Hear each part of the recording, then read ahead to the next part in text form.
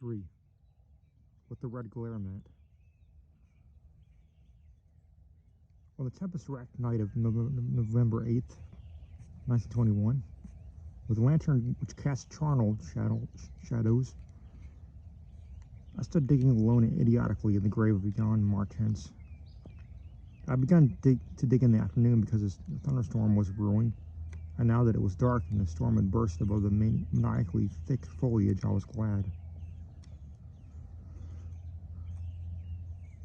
I believe that my mind was partly unhinged by events since August 5th, the demon shadow in the mansion, the general strain and disappointment, the thing that occurred in the hamlet in the October storm. After that thing, I dug a grave for one whose death I could not understand. I knew others could not understand either, so let them think that Arthur Monroe had wandered away. They searched but found nothing. The squatters might have understood, but I dared not frighten them more. I myself seemed strangely callous. That shock at the mansion had done something to my brain. And I could only think of the quest for a horror now grown to cataclysmic stature in my imagination, a quest which the fate of Arthur Monroe made me vow to keep silent and solitary. The scene of my excavations would alone have been enough to unnerve any ordinary man.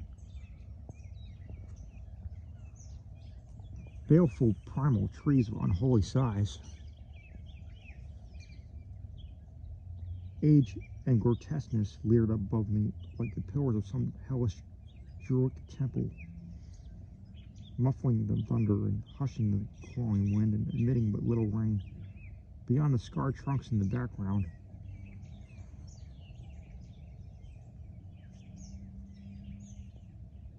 illumined by faint flashes of filtered lightning, rose the damp, ivied stones of the deserted mansion.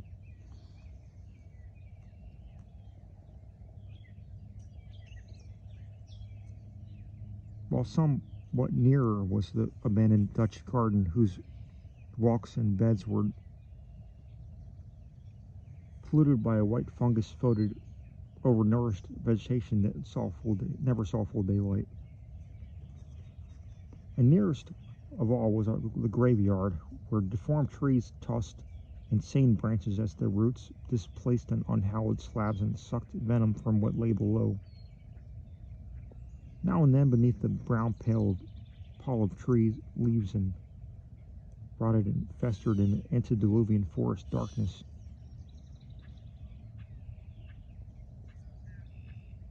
I could trace the sinister outlines of some of those low mounds which characterized the lightning-pierced region. History led me to this archaic grave.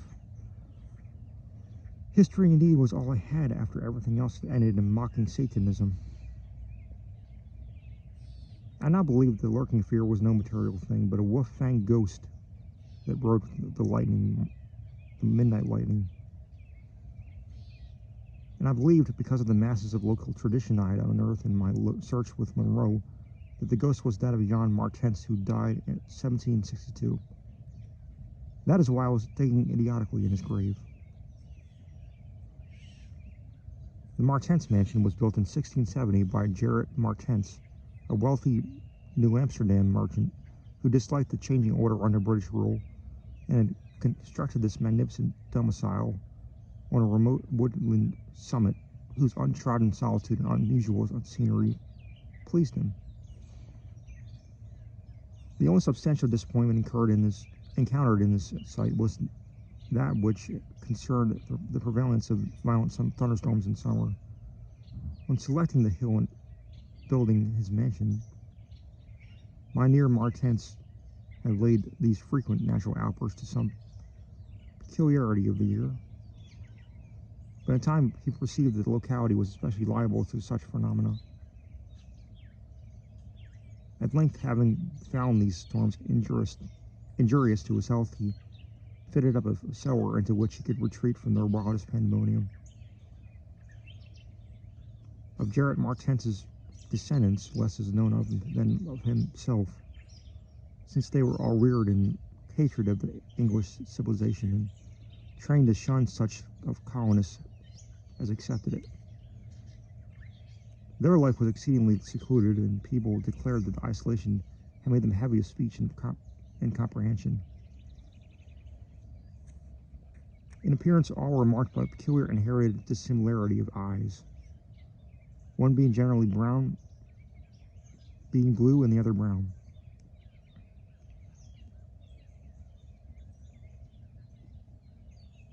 Their social contacts grew fewer and fewer, till at last they took to intermarrying with the numerous menial classes about the state.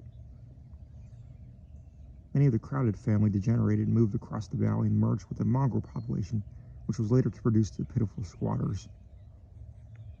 The rest had stuck sullenly to their ancestral mansion, becoming more and more clannish and taciturn, yet developing a nervous responsiveness to the frequent thunderstorms.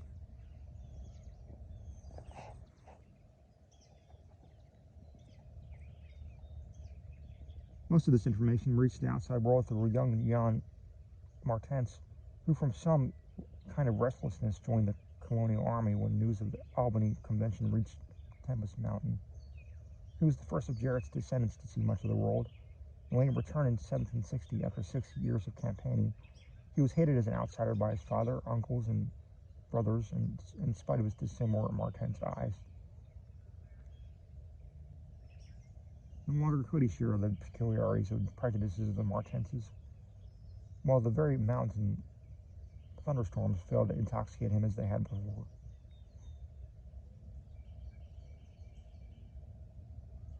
Instead, his surroundings depressed him, and he frequently wrote to a friend in Albany of plans to leave the paternal roof. In the spring of 1763, Jonathan Gifford, the Albany friend of Jan Martens, became worried by his correspondent's silence, especially in view of the contentions and quarrels in the Martens mansion. Determined to visit Jan in person, he went to the mountains on horseback. His diary states that he reached Tempest Mountain on September 20th, finding the mountain in great decrepitude. The sullen, odd-eyed Martenses, whose unclean animal aspect shocked him, told him in broken gutturals that Jan was dead. He had, they insisted, been struck by lightning in the autumn before, and now lay buried beneath the neglected sunken gardens. They showed the visitor the grave, barren and devoid of markers. Something in the Martenses' manner gave Gifford a feeling of repulsion and suspicion, and a week later he returned with spade and mattock to explore the sepulchral spot. He found what he expected, a skull crushed cruelly as if by savage blows. So returning to Albany, he openly charged the Martenses with the murder of the kinsman. Legal evidence was lacking, but the story spread rapidly around the countryside, and from that time the Martenses were ostracized by the world. No one would deal with them, and their distant manor was shunned as an accursed place. Somehow they managed to live on independently by the products of their state, for occasional lights glimpsed from faraway hills attested their continued presence. These lights were seen as late as 1810, but toward the last they became very infrequent. Meanwhile, they grew up about the mansion and the mountain, a body of diabolic legendry. The place was avoided with doubled assiduousness, and invested with every whispered myth tradition could supply. It remained unvisited until 1816, when the continued absence of lights was noticed by the squatters. At that time, a party made investigations, finding the house deserted and partly in ruins. There were no skeletons about, so that departure rather than death was inferred. The clan seemed to have left several years before, and improvised penthouses showed how numerous it had grown prior to its migration. Its cultural level had fallen very low, as proved by decaying furniture and scattered silverware which must have been long abandoned when its owners left. But though the dreaded Martenses were gone, the fear of the haunted house continued. It grew very acute when new and strange stories arose among the mountain decadents. There it stood, deserted and feared, when linked with the vengeful ghost of Jan Martens. There it stood on the night I dug in Jan Martens' grave. I have described my protracted digging as idiotic, and such as it seemed it was indeed in object and method. The coffin of Jan Martens had soon been unearthed. It now held only dust and nitre.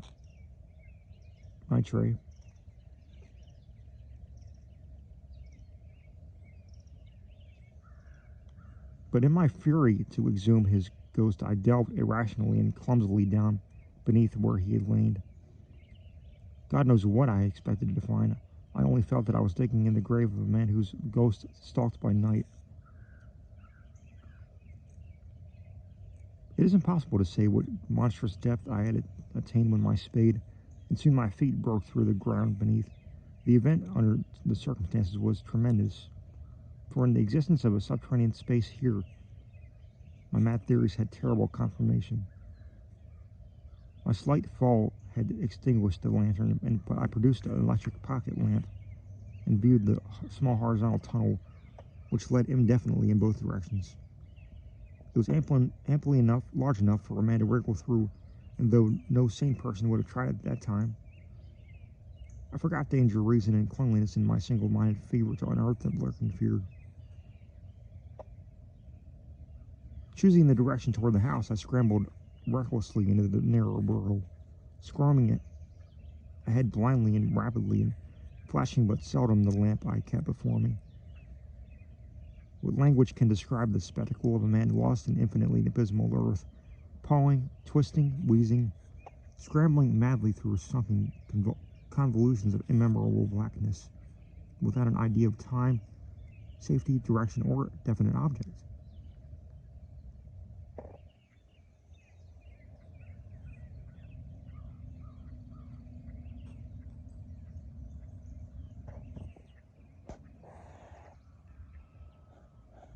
There was something hideous in it, but that is what I did. I did it for so long that life faded to far memory, and I became one with the moles and grubs and nighted depths. Indeed, it was only by accident that after interminable writhings that I jarred and forgotten electric lamp alight, so it shone eerily along the burrow of caked loam that stretched and curved ahead. I had scrambling in this way for some time, and so that my battery had burned very low, when the patches suddenly inclined sharply upward, altering my mode of progress. And as I raised my glance, it was without preparation that I saw glistening in the distance two demoniac reflections of my expiring lamp. Two reflections glowing with a baneful and unmistakable effulgence, and provoking maddeningly nebulous memories. I stopped automatically, though lacking the brain to retreat. The eyes approached, yet of the thing that bore them I could distinguish only a claw. But what a claw! Then far overhead I heard a faint crashing which I recognized. It was the wild thunder of the mountain, raised to hysteric fury. I must have been crawling upward for some time, so that the surface was now quite clear. And as the muffled thunder clattered, those eyes still stared with vacuous viciousness. Thank God I did not even know what it was, for else I should have died. But I was saved by the very thunder that had summoned it. For after a hideous wait, there burst from the unseen outside sky one of those frequent mountainward bolts, whose aftermath I had noticed here and there as gashes of disturbed earth and fulgurites of various sizes. With cyclopean rage, it tore through the soil above that damnable pit, blinding and deafening me, yet not wholly reducing me to a coma.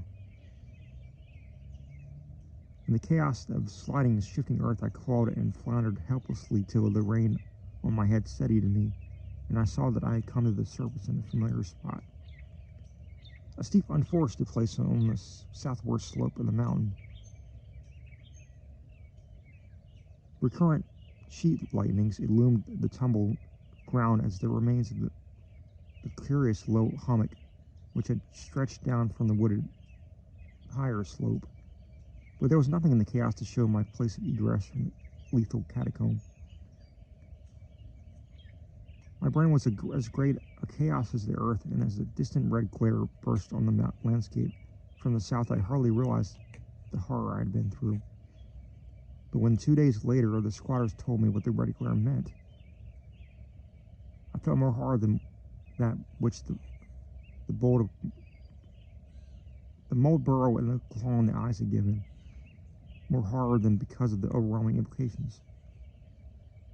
In a hamlet left 20 miles away, an orgy of fear had followed the bolt which brought me above ground, and a nameless thing had dropped from an overhanging tree into a weak-roofed cabin. It had done a deed, but the squatters had fired the cabin in frenzy before it could escape.